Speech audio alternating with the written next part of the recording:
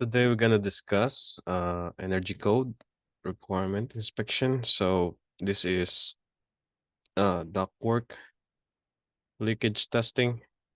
We're gonna witness ductwork being tested with air. So I call this building construction energy code duct leakage testing inspection 1. So this is my first video for doing this inspection. I'll show you another photo and the testing that we have witnessed on one of our job. So right here, this is uh, the tabulation requirement. So as an inspector, you only need to witness, or you could verify also the requirement for the test, but all this process has been take care of the technician. So the contractor or the permit holder of the job will call for an inspection and a technician who will do the testing. So as an inspector, I just need to witness and verify how the technician is doing. Uh, Verify how he performed as per code. If there also the equipment that he's gonna use is calibrated. And you see here also, uh, he has the tabulation for the duct sections, the class, leakage class stick. So you have to verify if the testing uh, criteria or is according to the specs or according to the engineer of record requirement, or sometimes it was also noted in the drawing notes or specifications. So on this tabulation, you will see the width, length of the duct section that we're gonna test, the duct length surface, and I believe this is the allowable leakage rate for the air, cubic feet per minute, CFM, and we're gonna fill it up.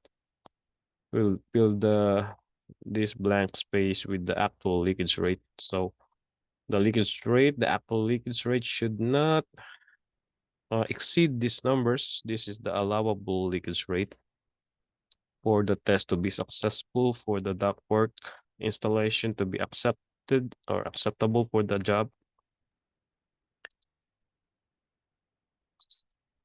And now, so I'm showing you the fan, the pressure fan that we use for the test. So take note, this is the manometer, the digital manometer. So it will read the airflow on the duct on the system. Take note of the calibration, the model number of the equipment that was used for duct leakage tests. Yeah, so I believe this is the fan model number. And though this is the digital manometer model number. So if this manometer doesn't have a calibration sticker, you could take note and record this model and ask for the calibration certificate afterwards, after the test, or sometimes the technician will say that after the test, you're gonna do all the reports, and he will include also all documents, all certifications on the test, on reports that he will uh, fabricate for this particular job. And take note also of the orifice that was used for the fan. So this is the model of the orifice. So that's the range 4 to 7. And this is the reading. So class leakage So this is the static pressure and this is the leakage reading. You could take a photo of that just to verify that it was not exceeding the allowable leakage rate for the system. So you the reading will be stabilized. So the requirement is 4. That's the leakage rate, static pressure. So right here at static pressure of 4-inch water gauge, the CFM leakage on the system on the dock is 113.5 CFM. So you need to check if this doesn't exceed the allowable leakage rate on this particular duct section. And this is the attachment of the tube going to the duct system.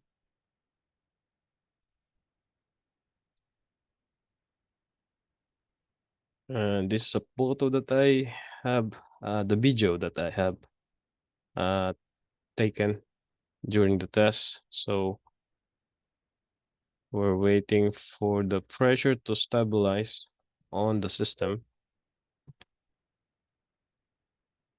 Took a video of the connections going to the duct from the fan and observe the manometer as the pressure goes up for the static pressure and the leakage, equivalent leakage. Let's forward the video. Yeah. So you need to have 4-inch water gauge in here, inch water gauge pressure, and that will show the equivalent air leakage rate of CFM, cubic feet per minute. Okay. So this is the ductwork that has been being tested. So took a photo of the whole length, the whole installation. So just inspect also all those connection, the hanger supports. So this is usually this inspection is under mechanical, but the testing is a energy code requirement. So during this day, it happened to be me that doing the inspection. So at the same time, when I have a chance, I just take photos of the essential items that might fall on a different inspection category, like the insulation also of the dock. So this the is a good chance for me to measure when the dock is still on the floor. They haven't put it on the ceiling. So right here I have a 1-inch thick ductwork insulation, interior one, the interior insulation. So for the test, this is the ductwork penetration. So they cut or they haven't installed the duct through this wall. So this is a preparation for it to go through this wall. So the testing is only up to here. This is a blockage. We isolate the duct for the test. It's another insulation, and that's a photo also that I could use for HVAC insulation, ceiling inspection category. So that's during the test. So this I verify the ductwork size, see if it's according to the drawing plan, and hanger supports, the ductwork installation proper. Uh, yes. And then I think I'm showing here. So this is a new sheetrock wall. So I believe if I'm the one who gonna come back again and doing a power stopping inspection. So this photo I could use also. This corner needs to be power stop or power caulk. They need to apply a power caulking material. So I just took a photo of this for my record during my inspection for the testing. So this also a renovation job. It's existing wall. So I took picture of the wall, the current condition. If we're gonna do part stopping, this is the wall that I'm gonna come back for.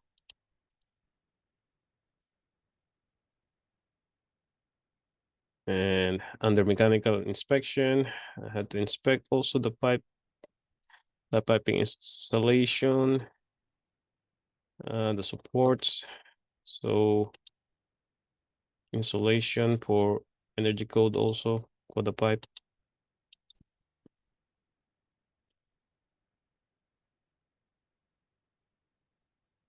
So the piping insulation also falls on energy code HVAC and ceiling insulation category. So you need to also identify the thickness of the piping insulation if you're gonna do the inspection. If I'm gonna do the inspection later on the later date. So this is a current condition ductwork, piping, I mean. So it was insulated.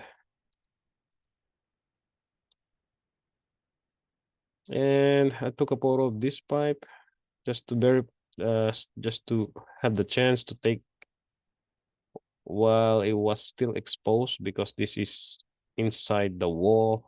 This is the stud of the wall. They haven't put the sheetrock yet. So uh, for me, this is a chance for me to take a photo that the piping, the newly installed pipe is insulated.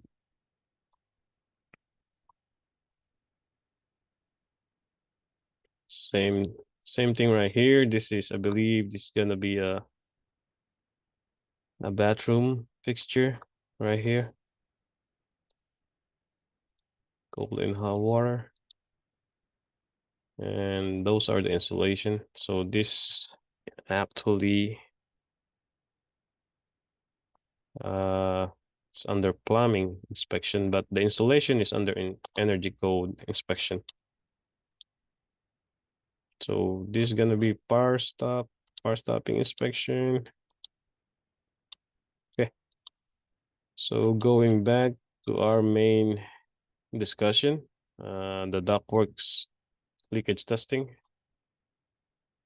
So this is the energy, yeah, piping installation. You can see it specified in the drawing and also NYC code and your code compliance. So this is your reference if you're gonna do the piping installation inspection. These are the requirement, and that's the R value. That the R value should be identified on the material of the installation that they're gonna apply. And so far, this is the drawing for the ductwork that we have tested for duct leakage test. So I marked this like right here like that. So I only highlight the ductwork that we have tested. So I label it right here. So from this point to that point, from the fan installation, the outlet. So I mark it right here. Duct leakage test was performed at this main branch. So it's a main branch. And this is how you identify the duct so that in any other area, you will, if the next time they're gonna call for another inspection, at least you're not gonna come back on this area also because you're done testing this unless you have some notes or they have some leaks to fix. So for the record, for the day, you could highlight the ductwork that you have inspected or witnessed for duct leakage testing, like for example, like this. So That's the original drawing plan. This is the after inspection plan that I have highlighted. And this is another installation for the pipe. So I labeled it as per inspection. So this is the current condition that day. I have highlighted what is not installed and what's to be replaced. So, okay. So that's it for today. Thank you. See you in the next one.